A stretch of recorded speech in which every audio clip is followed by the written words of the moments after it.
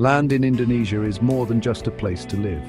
It's the foundation of our culture, our economy, and our very identity. From the rice paddies of Java to the forests of Kalimantan, our connection to the land runs deep.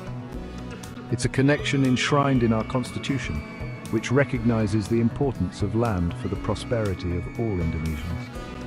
The principle of land for the people is at the heart of Indonesia's land law. This means that the land is ultimately controlled by the state to ensure its use benefits all citizens.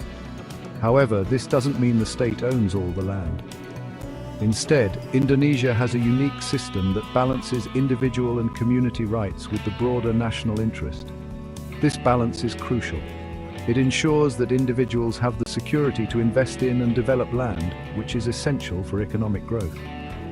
But it also protects the rights of communities, particularly indigenous groups, who have customary rights to the land they have lived on for generations.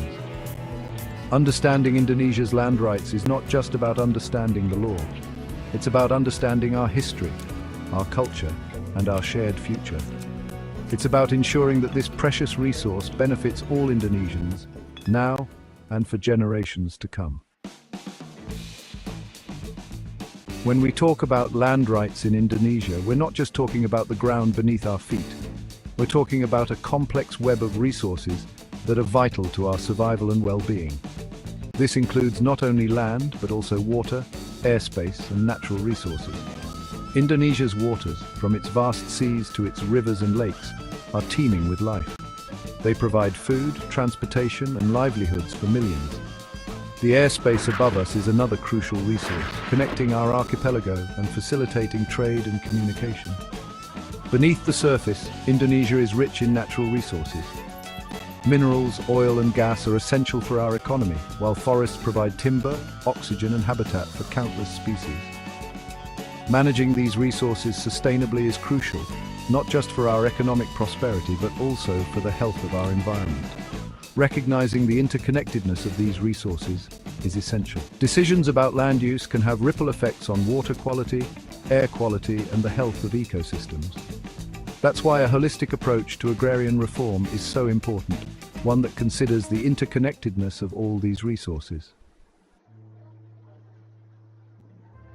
One of the most important aspects of Indonesia's land system is the recognition of community rights. For centuries, indigenous communities have lived in harmony with the land, developing their own customs and traditions for managing natural resources.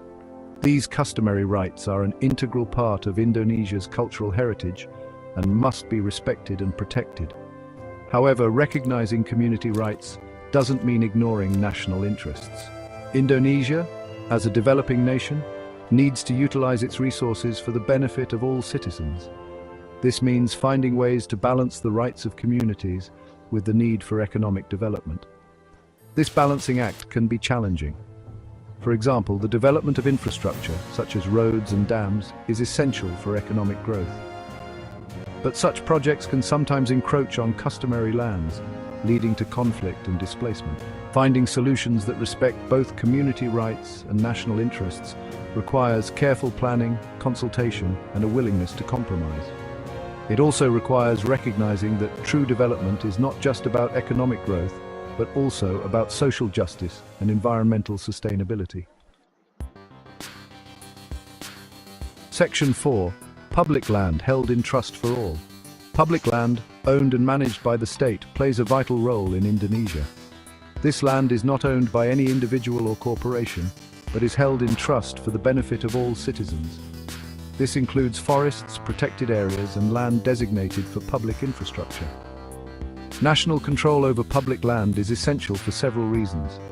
It allows the government to manage these resources for the common good, ensuring they are not exploited for private gain. For example, forests on public land can be managed for timber production, but also for their role in regulating water cycles, preventing erosion, and providing habitat for wildlife.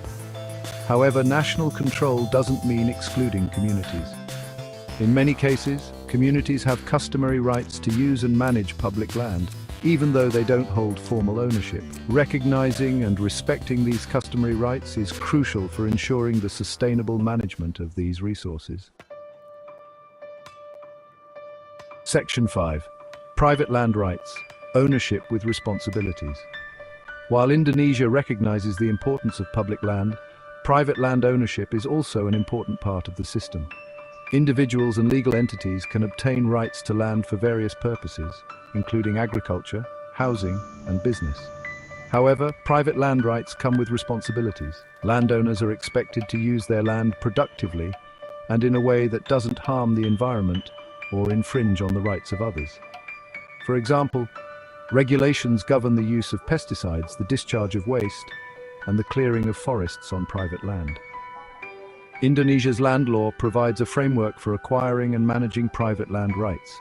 This includes regulations on land registration, land use planning, and the resolution of land disputes.